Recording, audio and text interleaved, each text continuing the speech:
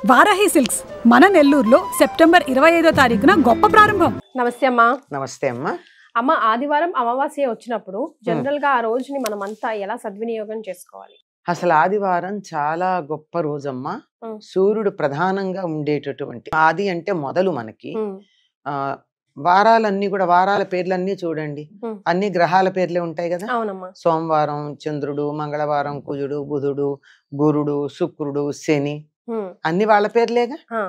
ఆదివారం కూడా భానువారం అంటాం.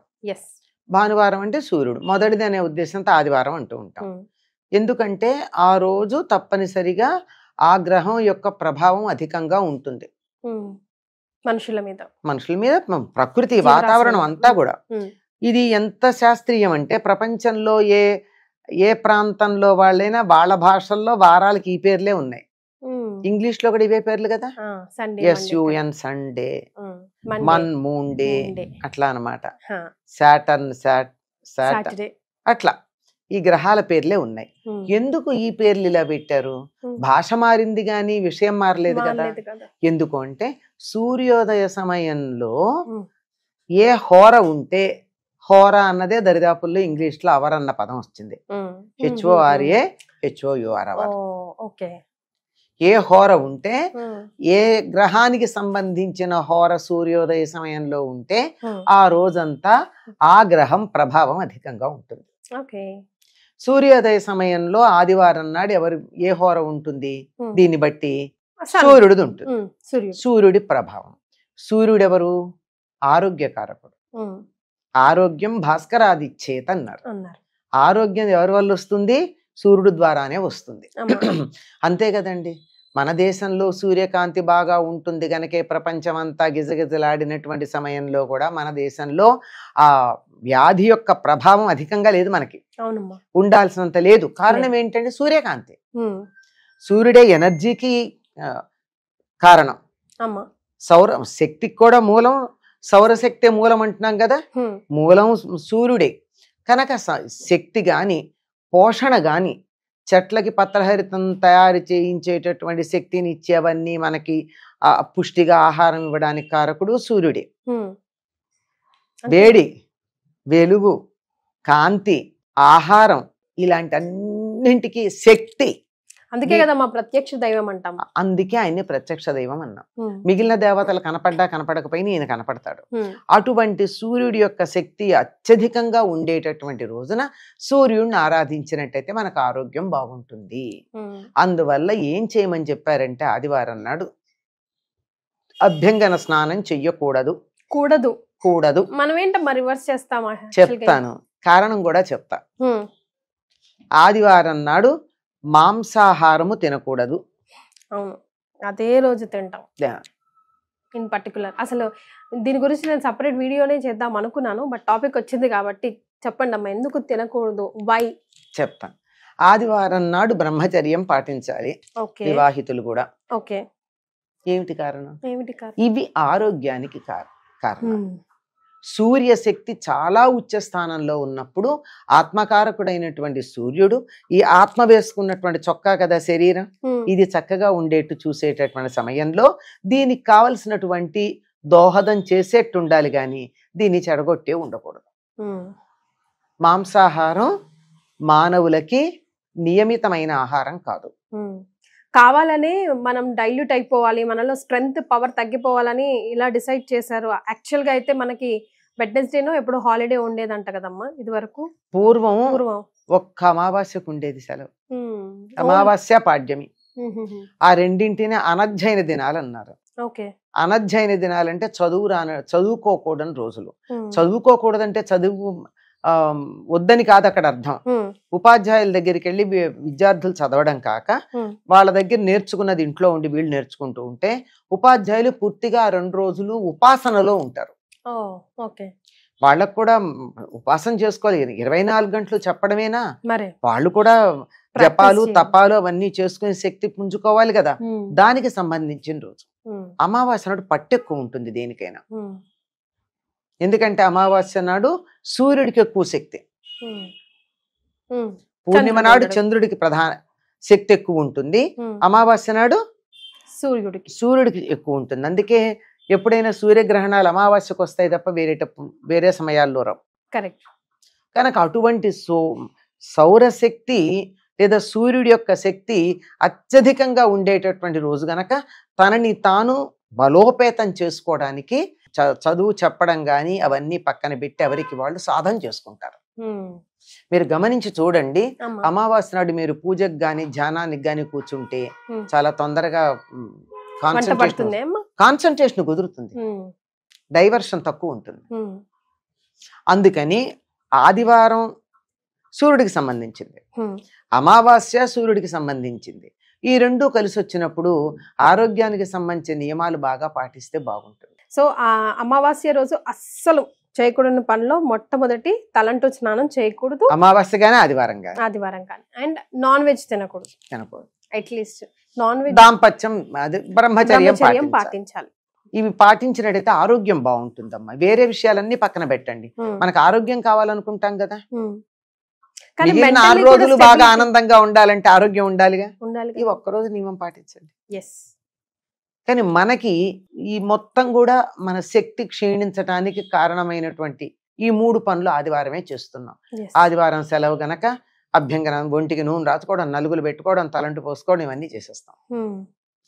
ఈ రోజు మిగిలిన రోజుల్లో అంత కుదరదు గనక మాంసాహారం తినే వాళ్ళంతా రోజు మాంసాహారమే తింటారు.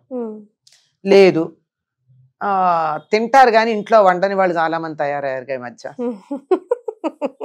అని మా ఇంట్లో మేము తినమండి అంటారు, కానీ బయటకు వెళ్ళి ఇంట్లో తినరు. చాలా జాగ్రత్తగా అబద్ధం ఆడరండి. మా ఇంట్లో తినమండి.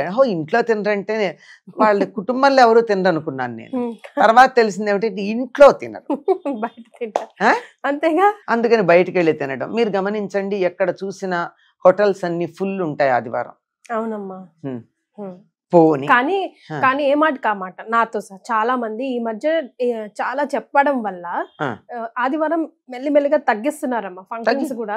ఆరోగ్యం అమ్మా, మిగిలిన 6 రోజులు సుఖపడాలంటే ఒక్కరోజు జాగ్రత్తగా ఉంటాయి పోలే. మరే హాయిగా ఉండండి. నేను చాలా విన్నాను ఆదివారం తినకూడదంట చెప్పారు.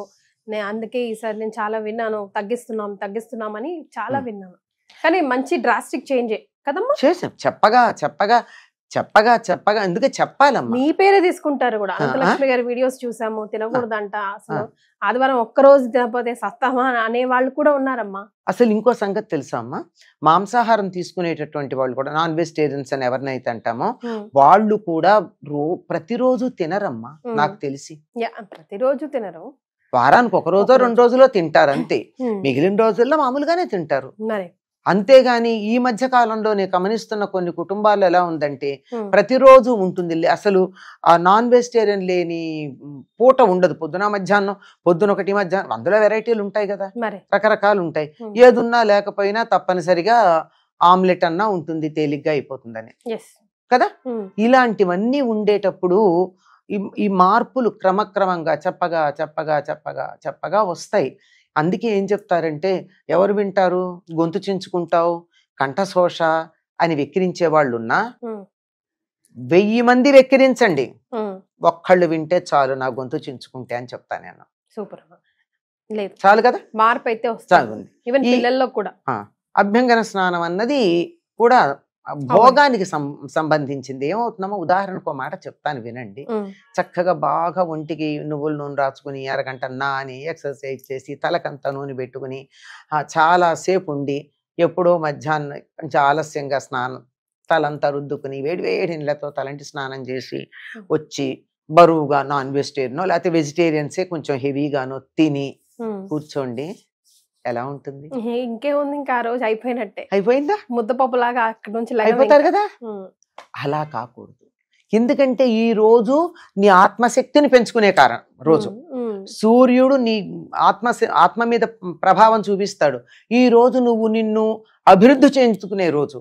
నీ అభివృద్ధి ఆగిపోయింది. మరి ఇంకేమిటి, నీకు సంకల్ప శక్తి ఎక్కడా, స్ట్రాంగ్ విల్ ఎక్కడా, ఇది చేద్దాం అనుకుంటే దాని మీద నిలకడ ఉండగలిగినటువంటి మనస్సుకి గట్టితనం ఎక్కడా, అన్ని పోయినాయి కదా, చచ్చు మొహాల్లా తయారవుతాం. అందువల్ల ఆనాడు తప్పనిసరిగా పాటించాల్సింది ఇది. అందులో ఆదివారం కలిసి వచ్చింది అనుకో, ఇంకా జాగ్రత్తగా ఉండాలి. అమావాస్యకి సూర్యశక్తి ఎక్కువ అని చెప్పుకున్నాం కదా, తప్పనిసరిగా చేయడం. అందులో అమావాస్య అనగానే ఉండేది ఇంకొకటి ఉందమ్మా. అమావాస్యకి పితృతిథి అని పేరు. పితృదేవతలకి తర్పణాలు ఇస్తారు ఇప్పటికీ సంప్రదాయం తెలిసిన వాళ్ళు. స్నానం చేసి ప్రతి అమావాస్యకి తప్పనిసరిగా స్నానం చేసి తడి బట్టలతో తర్పణాలు ఇచ్చి వీలైతే ఒక బ్రాహ్మడికి పిలిచి భోజనం పెట్టుకుని, అంటే పితృదేవతల్ని తలుచుకుని అలా చేసేవాళ్ళు కూడా ఉన్నారు. అంత కాకపోయినా కనీసం తర్పణాలైనా ఇస్తారు. మగవాళ్ళు అయితే నువ్వుల దగ్గర పెట్టుకుని ఇస్తారు. ఆడవాళ్ళు నువ్వులు దగ్గర పెట్టుకోకపోయినా కనీసం నీళ్ళన్నా పితృదేవతలకు ఇవ్వడం అన్నది ఉంటుంది. కనుక పితృదేవతలకి పితృకార్యాలు చేసినప్పుడు ఎన్ని నియమాలు పాటిస్తాం? ఆ రోజు మాంసాహారం తినము, మసాలాలు, ఉల్లిపాయ, వెల్లుల్లిపాయ లాంటి తామసిక ఆహారాలు తినం. తమో గుణాన్ని పెంచుతాయి ఇవన్నీ. అవన్నీ తినం. సాత్విక ఆహారం తింటాం, ఒక్కపూటే భోజనం చేస్తాం. పితృకార్యాలు చేసేటప్పుడు తలంటి పోసుకోరు కదా, తల స్నానం చేస్తారు. రెండింటికి తేడా ఉంది, తలంటికి తల స్నానానికి. తలంటి అంటే నూనె రాచుకుని అభ్యంగన స్నానం చేయడం. తల స్నానం అంటే ఉన్నవాళ్ళు ఉన్నట్టుగా ఒంటి మీద పోసుకున్నట్టు నెత్తి మీద నీళ్లు పోసుకోవడం. ఈ రెండింటికి చాలా తేడా, చాలా మందికి తేడా తెలియదు. అవునమ్మా, మనం దీని మీద ఒక వీడియో చేద్దాం.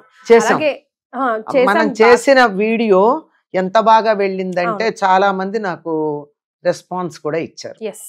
తలస్నానం, అభ్యంగన మాకు తేడా ఉందమ్మా, రెండిటికి ఇన్నాళ్ళు తేడా తెలియదు అని గబగబా లోపలికి వెళ్ళి స్నానానికి వెళ్ళిన వాళ్ళు కూడా, అయ్యో నేను ముత్తైదువుని కదా, అభ్యంగన స్నానం చేయాలి కానీ తల స్నానం చేయకూడదని బయటకు చుక్క నూనె నామక ఇంత నూనె పెట్టుకుని వెళ్ళి స్నానం చేశాము అని చెప్పిన వాళ్ళు నాకు పదుల సంఖ్యలో ఉన్నారమ్మా. అవునమ్మా, అంటే నాతో ఎదురుపడి చెప్పిన వాళ్ళు.